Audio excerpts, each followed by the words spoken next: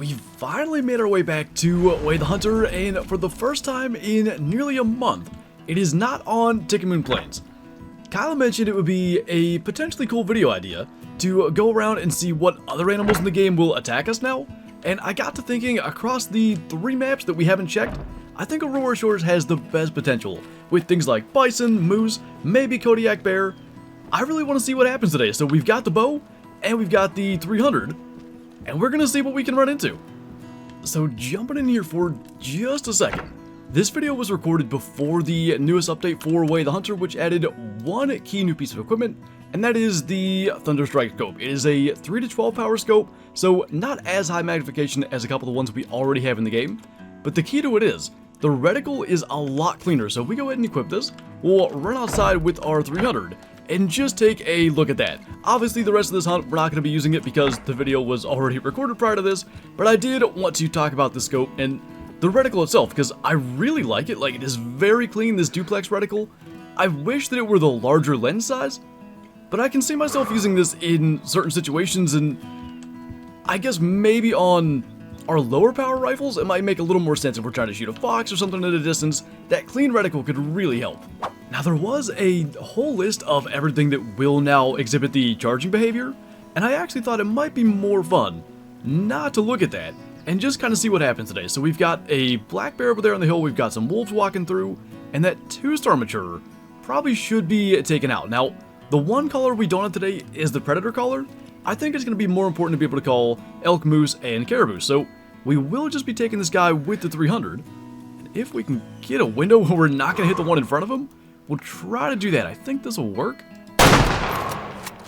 That was really cool. Not only did we drop him, it looked like the bullet lost like no energy. We saw it hit the dirt behind him, and it seemed like it hit pretty hard.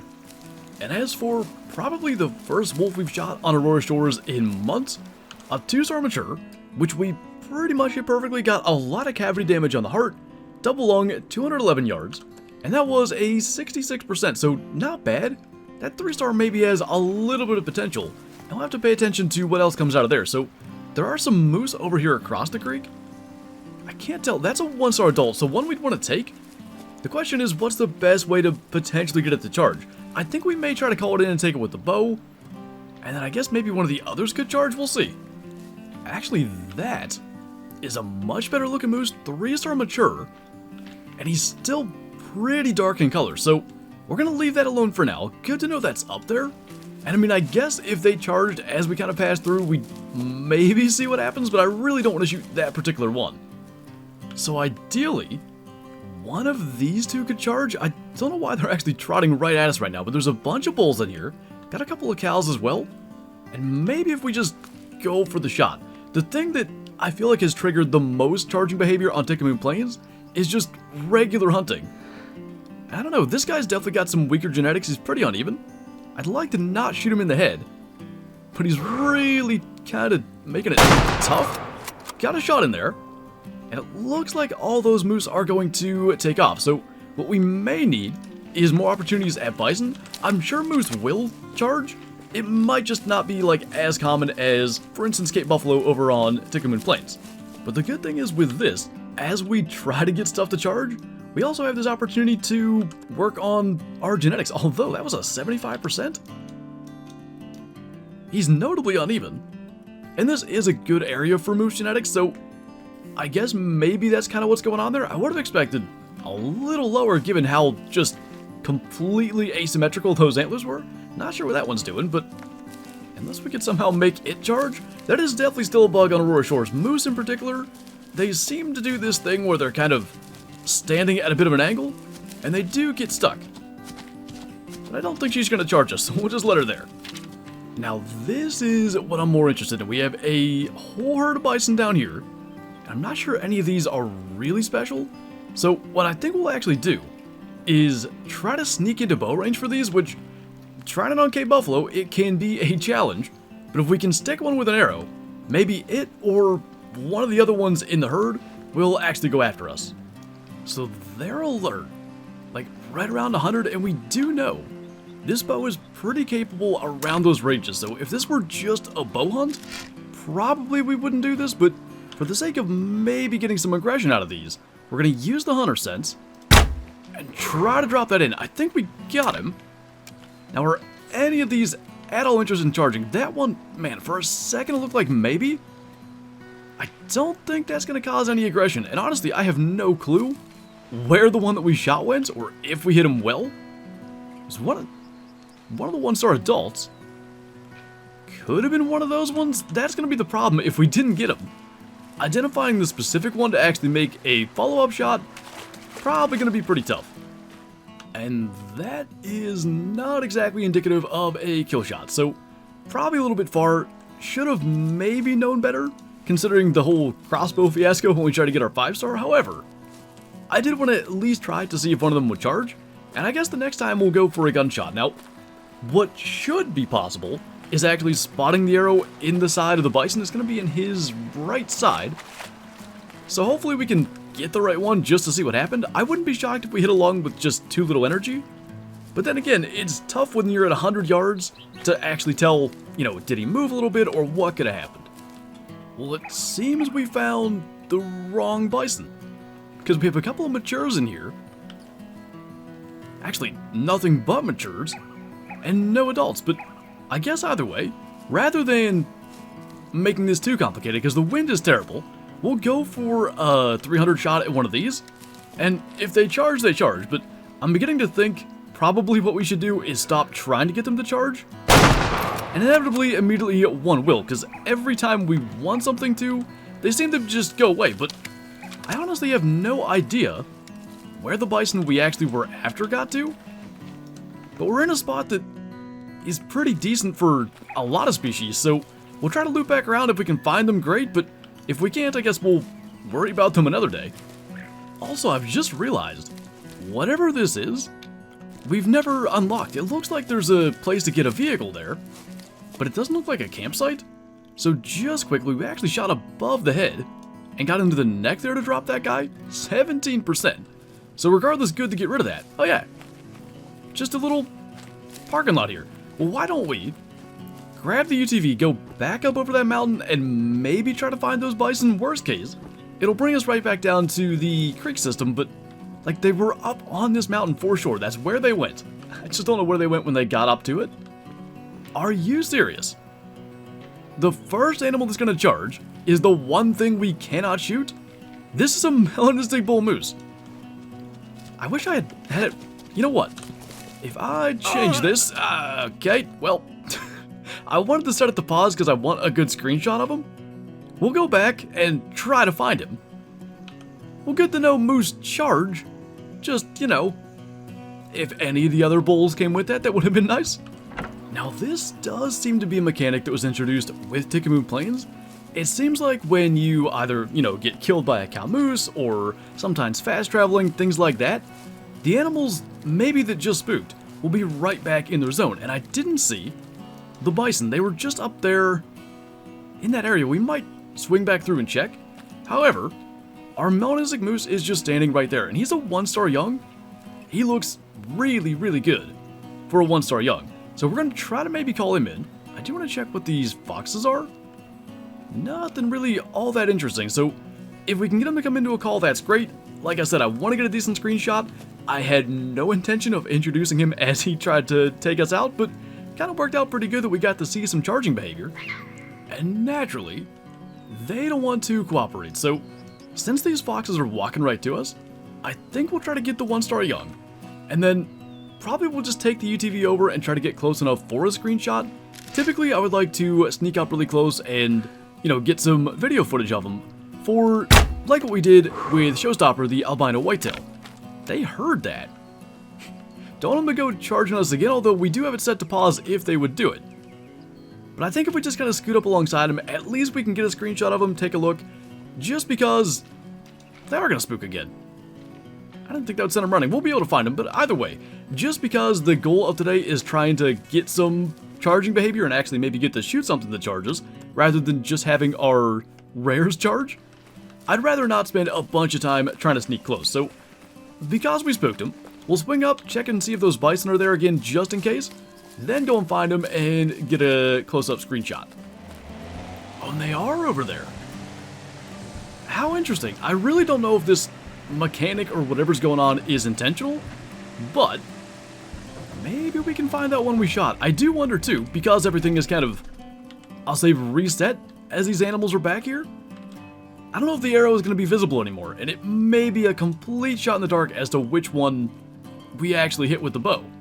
So basically, my idea was to get close enough to alert them, and really this was what I was hoping to see. If we could get them to face us, we can see both sides and determine if there's an arrow sticking in them or not. So it's definitely not that one.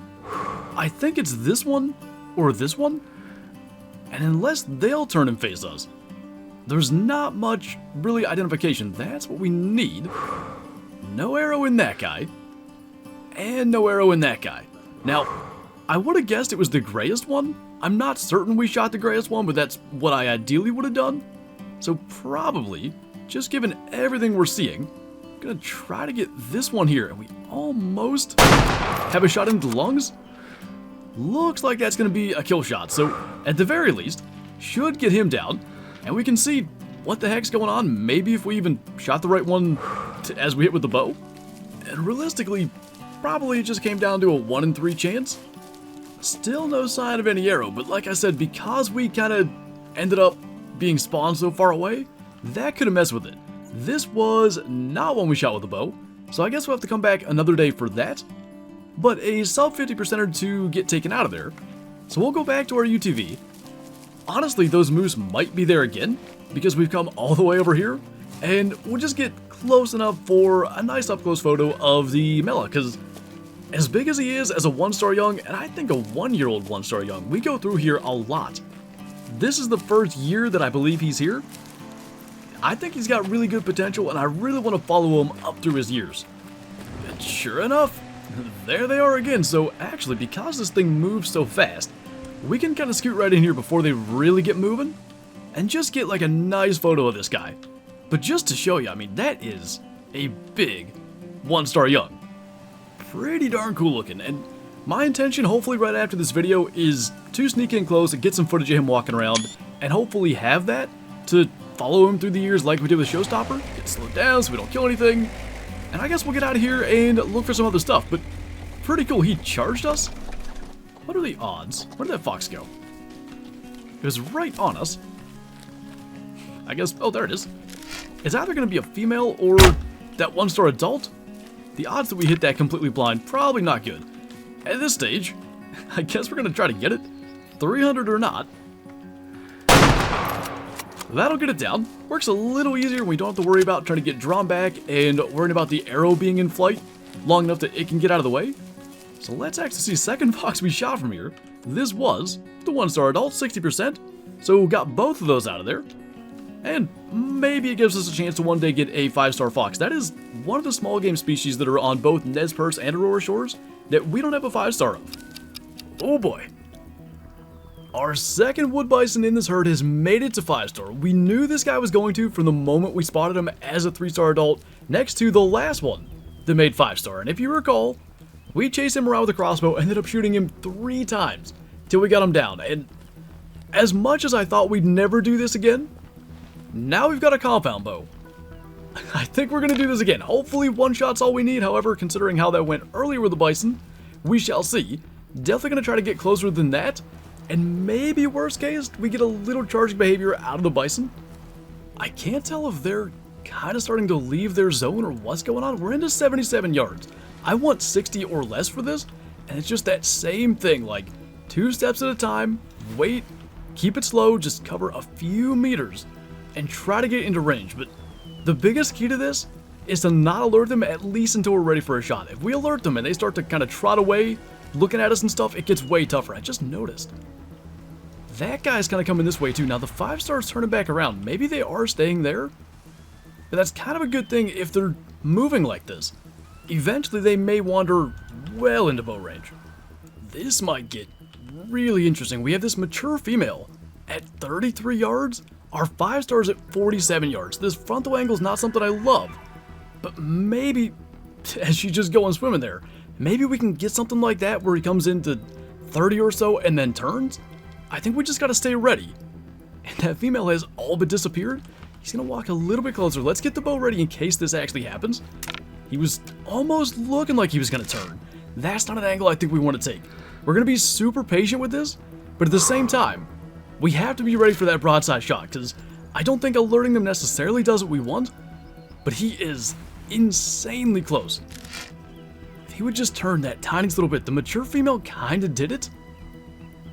I think we just wait this out. This might be our chance. He's kind of broadside there, slowing down. I want that leg forward. Gonna try to slot this in. Oh my goodness. Okay, are any of these... Yeah, I think we might have aggression here. Is that what that was? I'm not sure. It's really important when you shoot like a potential trophy to watch out for that stuff.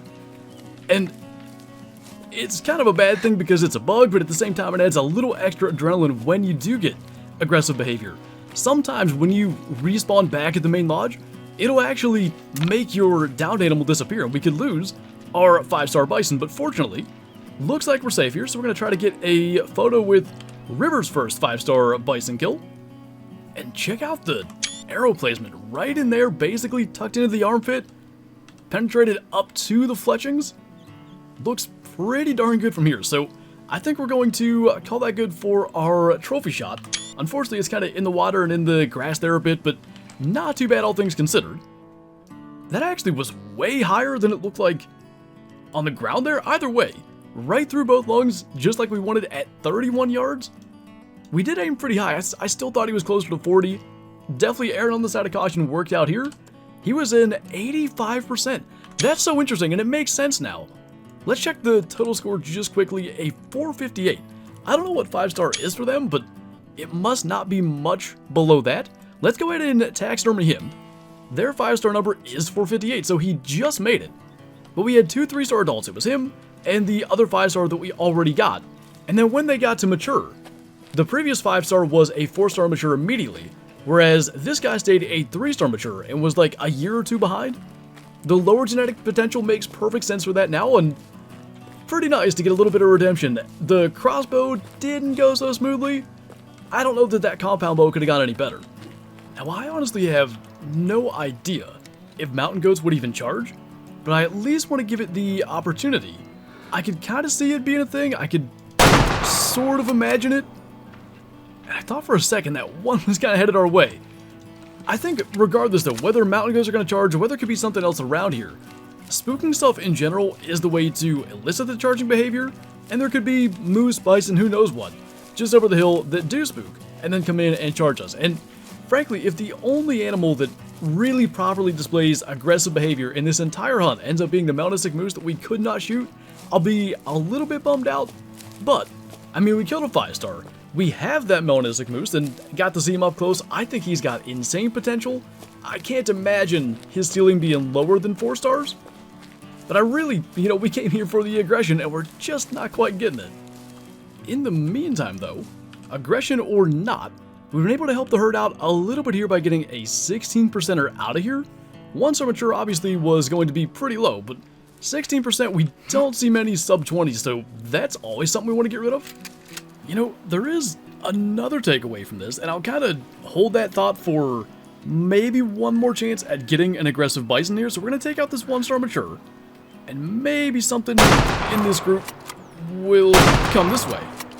Problem is, hard to take out a 1-star mature when we missed the head. I think we got him on that follow-up though. He was kind of slowed down, but nothing actually ends up going aggressive once again. And luckily, we were able to clutch that second shot and bring this guy down. That first one was just over top of the skull, actually. We were 0 for 328, so that kind of makes sense. Second shot just into the back of the lungs, but 38%, another good one to take out. And to circle back around to my point, we get so used to hunting on Tickamoon Plains. Every 3rd or 4th shot spooks a Cape Buffalo, a Gemsbuck, a Kudu, something that actually comes in and charges us. And with the addition of all these new species that can also exhibit the charging behavior, I was kind of concerned that hunting on Nez Perce or here on Aurora Shores or of course over on Transylvania might turn into a little bit of an arcade with a bunch of charging animals. I don't think that's the case, and I think that's a really good thing. And an even better thing is that we get to add another 5-star wood bison to this trophy lodge. Finally something that fits here. Both elk and moose seem to want to clip through the roof just a little bit, so putting the wood bison here is a little better for that. We finally have our one over here on the chimney. We've got the elk moose and wood bison as we go up, and we've got a full body mounted bison over on this side. So pretty cool to see that. We've got that melanistic moose to look forward to. Obviously, we have the albino red deer over on Transylvania yet. Lots of good stuff to look forward to as we move forward here in Way of the Hunter, and hopefully we can come back to Aurora Shores and watch that melanistic moose grow, because I really expect good things out of him. But anyway, that is going to do it for this video, so as always, thank you guys for watching, and I'll see you next time.